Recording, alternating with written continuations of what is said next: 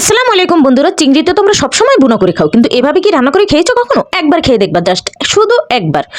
একবার খেলে তোমার বারবার খেতে ইচ্ছা করবে। আমি চিংড়িগুলোকে খোসা ছাড়িয়ে ভালোভাবে তেলে একটু লাল লাল করে ভেজে নেব, কারণ না ভাজলে একটু প্যাস প্যাস করে ভাজলে একটু ভালো লাগে। তো আমি এর ভিতরে একটা আলু দেবো, একটু বড় সাইজের নিয়েছি একটা আলু। তো চিংড়ির সাথে তোমরা অন্য কিছু দিতে পারো, আলুটাকে আমি ভেজে নিয়েছি। এরপরে আমি দিয়ে দেবো পেঁয়াজ ছেঁচা, একটু ভালোভাবে ভেজে নেব। এরপরে দিয়ে দেবো আদা, রসুন বাটা। এরপর আমি দিয়ে দেবো লবণ, হলুদ গুঁড়ো, মরিচ গুঁড়ো, জিরে গুঁড়ো, ধনিয়া গুঁড়ো একটু দিয়ে ভালোভাবে কষিয়ে নেবা। আমার চ্যানেলে নতুন হলে সাবস্ক্রাইব করে দিও, পেজে নতুন হলে ফলো দিয়ে দিও, কারণ তোমাদের সাপোর্ট আমার খুব দরকার। এমনিতে আমার ভিডিওর ভিউজ কমে গেছে, রিচ কমে গেছে, তো তোমরা একটু দয়া করে সাপোর্ট করো। এরপরে ভালোভাবে কষানো হয়ে গেলে আমি এর মধ্যে আলুটা দিয়েও একটু ভালো করে কষিয়ে নেব।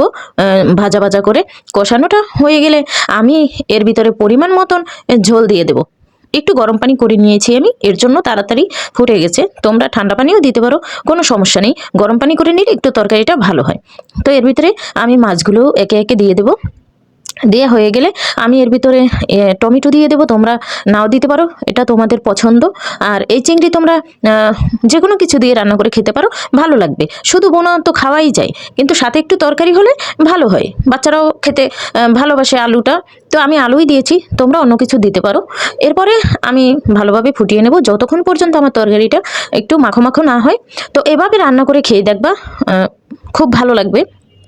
আর আমাকে কমেন্ট করে জানাবা খেলে, খাওয়ার পরে, যে সত্যি ভালো লাগছে না খারাপ লাগছে। তো আল্লাহ হাফেজ, ভালো থেকো সবাই।